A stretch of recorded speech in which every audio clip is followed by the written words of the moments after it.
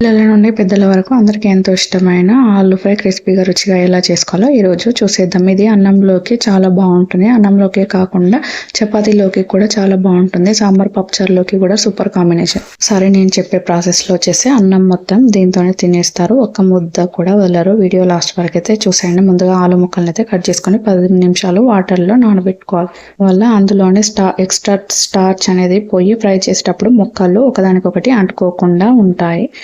Stove on చేసుకొని ఒక గిన్నె అయితే పెట్టుకొని 2 స్పూన్ల ఆయిల్ అయితే వేసుకొని ఆయిల్ మంచిగా వేడయ్యాక కొద్దిగా జీలకర్ర వేసి జీలకర్ర చిటపటలాడాక ఫ్రై అనేది పిల్లల నుంచి పెద్దల వరకు అందరూ చాలా ఇష్టంగా తింటారు. మీకు ఆలు అంటే ఇష్టమైన చేసే ఈ రెసిపీస్ అంటే మీకు ఇష్టము. ఇక దీనిలో కట్ చేసుకున్న ఆనియన్స్ కరివేపాకు అయితే వేసి మంచిగా ఫ్రై చేసుకొని కొద్దిగా అల్లం వెల్లుల్లి పేస్ట్ అయితే పసుపు వేసి పచ్చివాసన పోయేంత వరకు అయితే మంచిగా ఫ్రై అయితే చేసుకోవాలి. మొత్తాన్ని అయితే పచ్చివాసన పోతేనే టేస్ట్ చాలా బాగుంటుంది ఈ ఆలు ఫ్రై అనేది.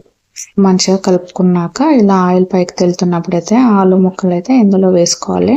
ఆలు ముక్కలు వేసిన తర్వాత హై ఫ్లేమ్లో పెట్టకండి, మీడియం ఫ్లేమ్లోనే ఉంచండి. హై ఫ్లేమ్లో పెడితే మాడిపోయి లోపల ఉడకదు. సిమ్లో పెడితే మరీ మెత్తగా అయిపోతుంది.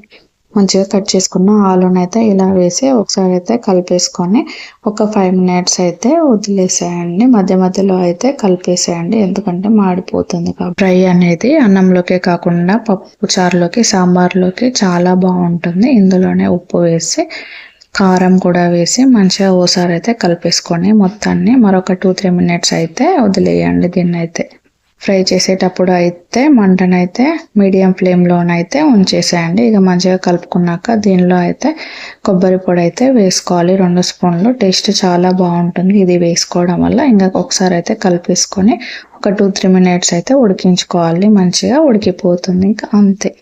ఛానల్ ఫస్ట్ టైం చూస్తున్నట్లయితే ప్లీజ్ సబ్స్క్రైబ్ చేసుకోండి. మరిన్ని టేస్టీ హెల్దీ రెసిపీల కోసం లిష్కాస్ కిచెన్ని చూసేయండి.